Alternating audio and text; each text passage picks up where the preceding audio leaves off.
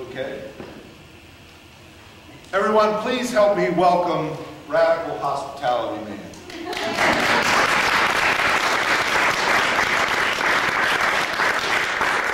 Radical Hospitality Man is the superhero of one of the two main things that we're called to do as a church. We talk a lot about mission, right? We're to make sure that the world is a fair and a safe place, but we're also called to hospitality. In fact, we're called to radical hospitality. We're called to share the good news of God's love and to welcome people into the fold. Yeah, I'm a superhero, but a superhero of what? Nobody does hospitality anymore. No one really cares. I'll show you what I mean. How many of you are here this morning for the very first time because someone cared enough to share the good news with you? Someone was hospitable and invited you. See what I mean? One hand. Out of all these people, one hand. Nobody does that anymore. But aren't you here to encourage us? To tell you the truth, I'm kind of sick of it. I've been to 245 churches this morning. That's right, 245. I'm not Santa Claus quick, but I'm in that league. Out of all these churches, only one other person raised his hand, and he just wanted to sign my cape. Oh, so you're saying there's a chance some of us could sign your cape? What is that? I don't even know what that means. Well, what if we promised you would come back and we would promise to have some new people here? When could you come back?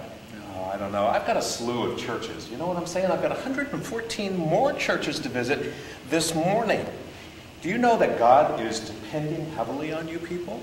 The open and affirming churches are on the highest rung.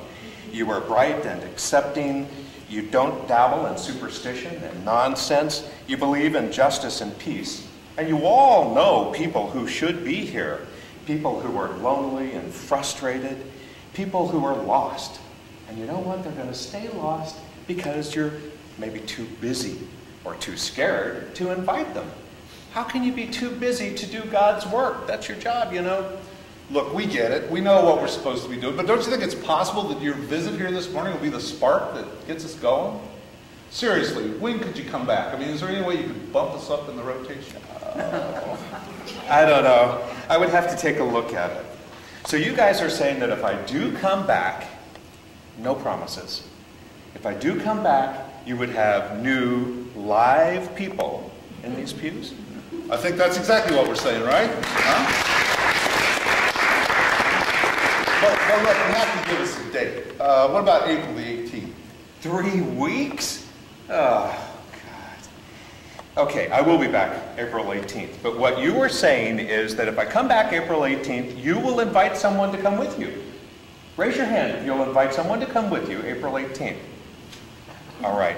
I will be back April 18th. I will see you. In fact, a lot more of you then.